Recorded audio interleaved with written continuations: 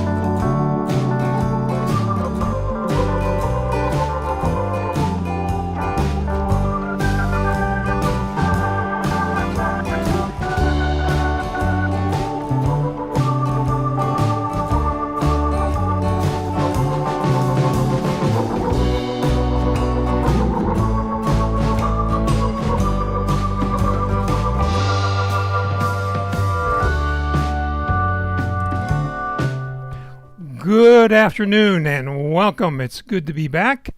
Nice to be back with you. So let's get started.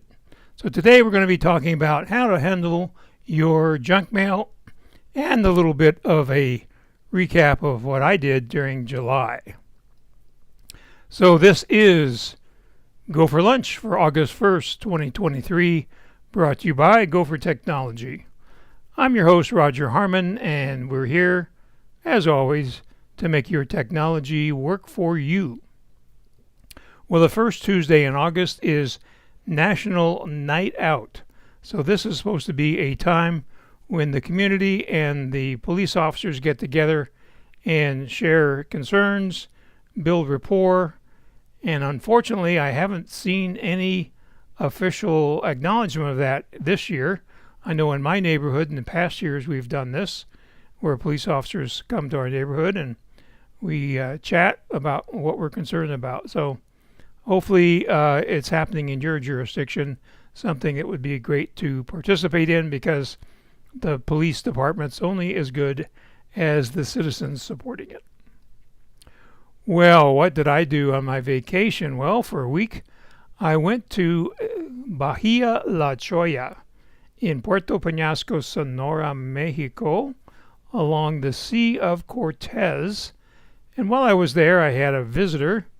I don't know what his name or her name is, but I do know that this is an osprey, also known as a sea eagle. And I see them around my house occasionally because they like to sit up high and look for lunch. So always beautiful birds. I love to see them, and they also soar out in front of the house over the water. It's a beautiful sight. Speaking of beautiful sights, one of my neighbors had this mural commissioned, which was a surprise. So it really is enhancing the neighborhood. It's very beautiful. So now we're on the road to Macstock for a week.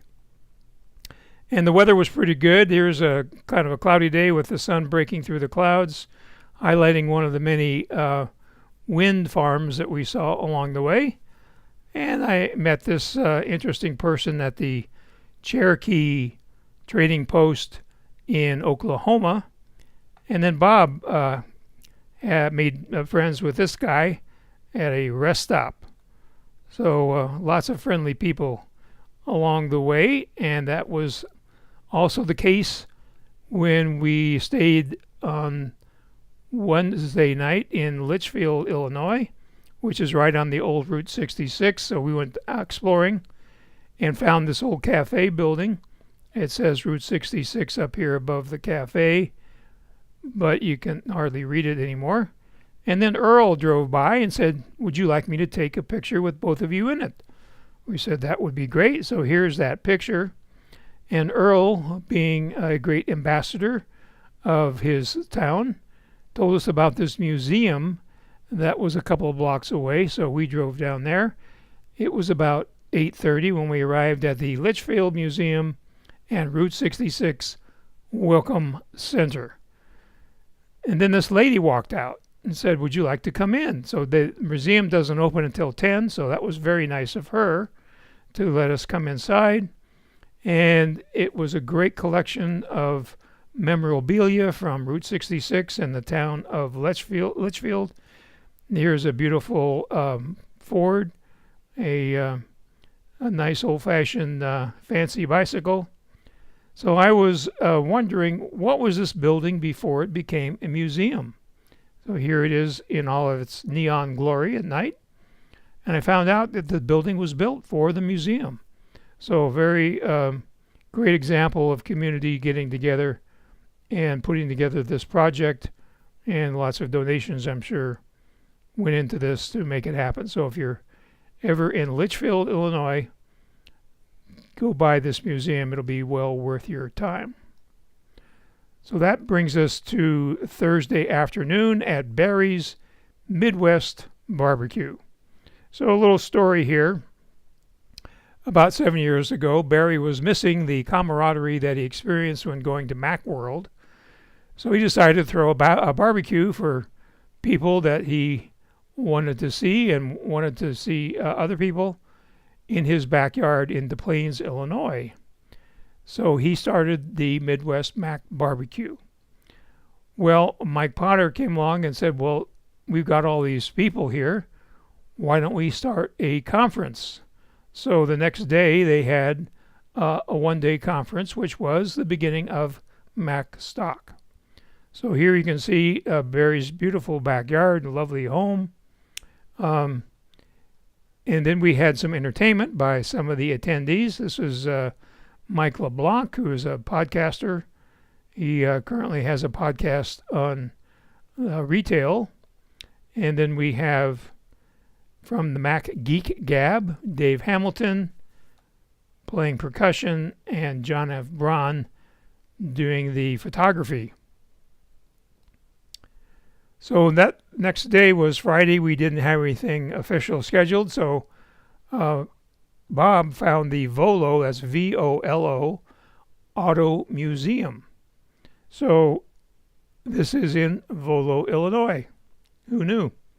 So this is a museum with 300 to 400 cars. Many of these are for sale. There's over 10,000 mechanical devices on the property in 7 very large buildings. So you can see in this panorama a lot of muscle cars in this first building. They had themes in different buildings. They had a Disney theme where we found the Barbie pink Cadillac, which apparently was used at Epcot for giving tours. Then outside there was the first monster truck, which looks like it started its life as a tractor. And then this orange capsule here actually was used in the movie Captain Phillips. So if you saw Captain Phillips, this was several scenes were in this capsule. So it also had an antique mall there, several restaurants. So a great place to spend the day if you're northwest of Chicago. Well, then Saturday brought us to Macstock 7 at the historic Woodstock Opera House. So this building was constructed in before the turn of the century, and we actually met here in what is known as the Stage Left Cafe.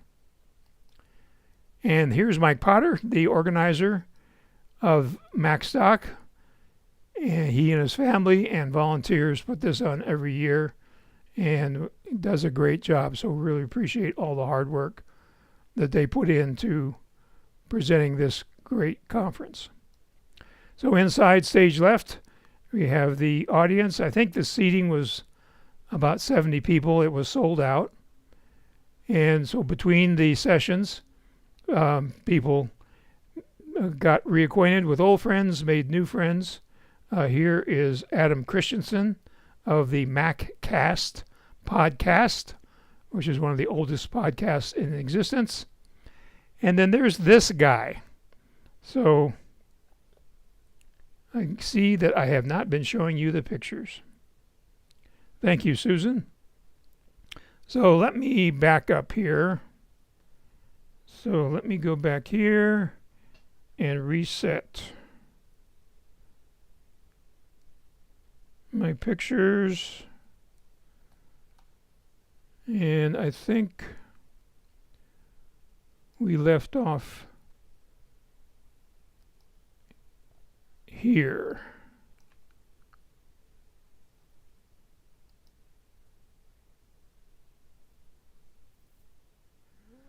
Okay. So put that back up. Okay. So recapping, here's Barry's Midwest barbecue in his backyard. His beautiful home, nicely set up. And here are our musicians, Mike LeBlanc, Dave Hamilton, and John F. Braun of the Mac Geek Gab fame. And here we have the Volo Museum in Volo, Illinois. Is building 1, a lot of muscle cars. They had 300 to 400 cars, 10,000 mechanical devices. Here's Barbie's Cadillac. And here is the world's largest monster truck, or the first, I should say, the first monster truck. And the capsule from the movie Captain Phillips. So here we are at Macstock at the Woodstock Opera House, and we met here on the right, which is called Stage Left. And Mike Potter, who is the originator and organizer of Macstock and does a great job. So here we are inside Stage Left, and Adam Christensen from the MacCast. So back to my story. So the person that was supposed to run the live stream and the video recording couldn't make it at the last minute. So because they were using Ecamm, which is the software that I'm using right now, I was able to step in and help out Mike, who thought he was going to have to do this himself, which would have been very difficult for all the other things he had to do. And so I was able to help him out and get a ringside seat. If you're interested in seeing what we saw there, there is a digital pass available. It will be available in about a month, and it will allow you to see the recordings of all the presentations for the 2 days. If you'd like more information on that, you can go to macstockconferenceandexpo.com. So now let's talk about one of our topics for today. That is the Apple Mail junk folder. So, story time. I was looking for a two-factor authentication email in the junk folder because it didn't show up in my inbox. And I noticed that there were emails in the junk folder that I didn't put there. So apparently Apple is placing some emails in junk based on the information they get from the millions of people that use the Apple Mail app, but those were not the ones that I wanted to be in there. So my recommendation is that you check your junk folder at least every 30 days, maybe every 2 weeks, and make sure you're not missing emails that you should be seeing in your inbox. And while you're there, you could check your email settings and make sure you have your 30-day automatic deletion set for junk so you don't have to worry about it. Just set it on autopilot. So let's go into Mail and see how those two things operate. So here we are in Mail. So we're going to scroll down here to my iCloud and go into junk. So here's a email that I found for Garage Sale, which is a program that is used to administer eBay. So I'm going to click on this icon up here at the top. So this icon, when you're in the inbox, has an X on it and sends it to junk mail. When you're in the junk mail folder, it has an up arrow on it and it sends it to the inbox. So now that's in the inbox, and I have another one here. So they're sending it to two different email addresses. I'll just leave that one. Here's Tucson Water. Well, I want to know what's happening with our water supply, so I'm going to click on that and put it into the inbox. So what you need to do is just scroll through here and make sure that there's no emails in here that should be in your inbox. So here's one from Canary. I have a Canary camera, so I want to know what's happening with them. So I'm going to put it back in my inbox. So let's look at going to your preferences or your settings. So you go up to the Mail in the upper left-hand corner, and you go to Settings. If you're on Ventura, you go to Preferences. If not,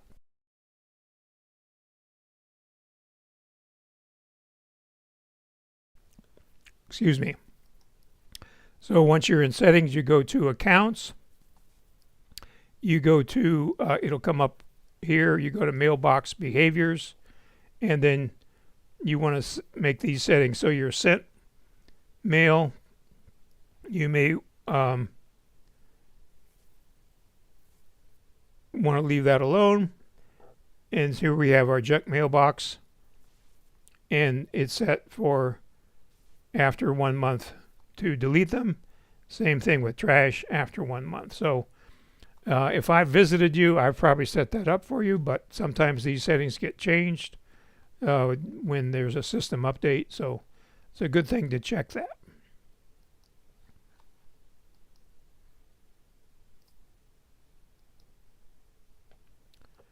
So while we're talking about mail, let's review what to do about fraudulent emails. So of course they're phishing for your personal information. So there's a couple things to do to check the sender's email address to determine that it's not really who they are pretending to be. So let's go back to mail. And we'll scroll up here and go to our inbox. And let's scroll down here a little bit. So another clue is, well, here's one right here from Verizon, but is it really? So another clue is the special symbols that are included in the subject. That's sometimes a giveaway that it's not real. So what you want to do on the email address of the sender, you click on the little down arrow, and you see that this came from infear.gamepass.click. So there's nothing in there that says Verizon. So then you would want to go up here and click on the little icon with the X, and that will go into junk. So the scammers, spammers, fishers, what do you want to call them, are getting clever. You just have to be a little bit more clever. So reminder, put the junk emails in junk, not in trash, because when you put it in junk, unless they use a different email address next time, which they probably will, it will automatically take it out. So here's the icon that you're going to be looking for in the top of the mail window with the X on it to put it into junk, or you can use the keyboard shortcut, which is Shift Command J, J for junk. So since we're in the monsoon season, I thought I would review weather apps. So I used to recommend a weather map called Storm. However, recently they only show the weather radar up until the present time. A little bit of historic radar, but if you want to see future radar, which is what I want to see, you have to pay for the premium version of the app.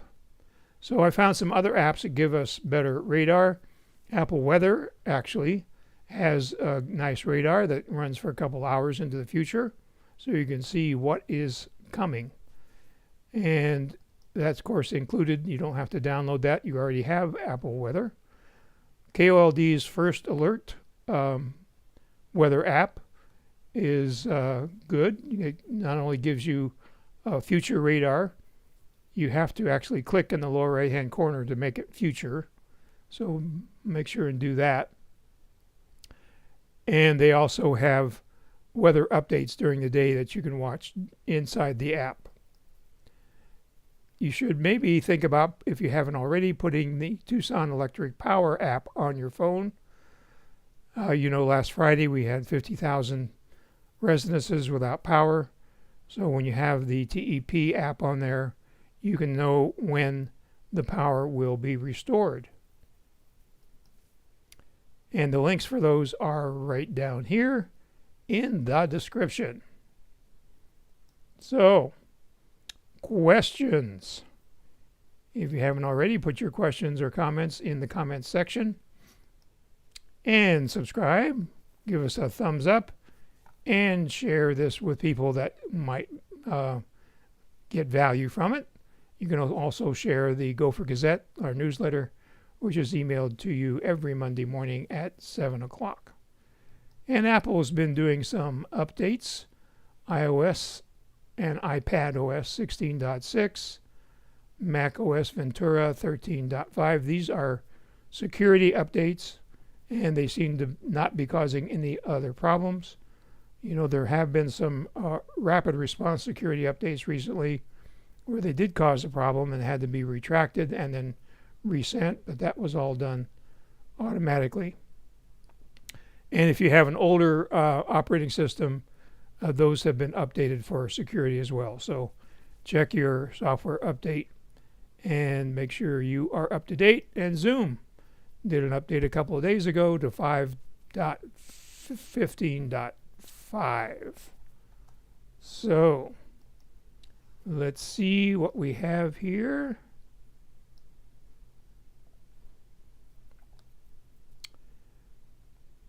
And good morning, Stanley. Thanks, Alexis and Susan and Kurt.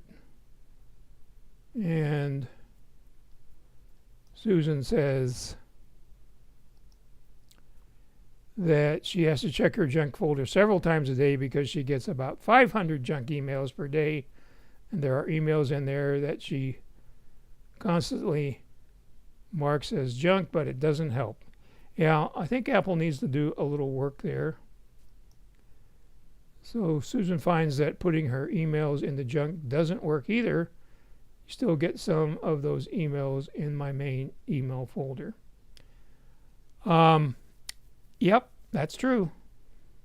That is, again, so the TEP link is right down below here in the description, so you can get it there. And Diana is tired of checking for winning items that aren't. Glad your trip went well. Well, thank you, Diana. Yep, all those iPhone 13s and 14s that I'm supposed to have won that I didn't. It's so sad, so sad.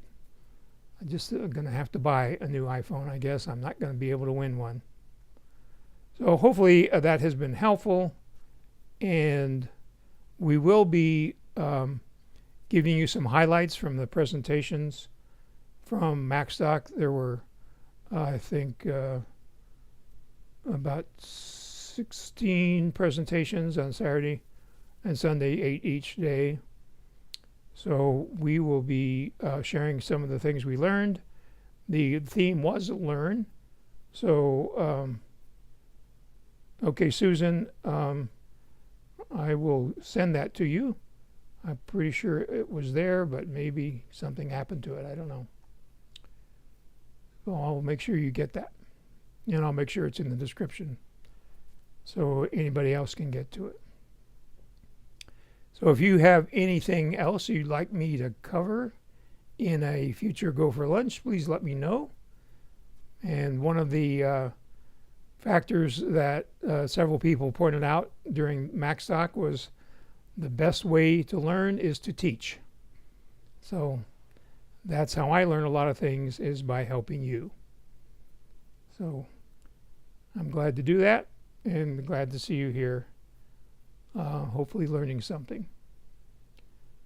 So if you have any questions or any topics you'd like me to cover in the future, you can email me or call me, and that information is coming up right now. Have a great day.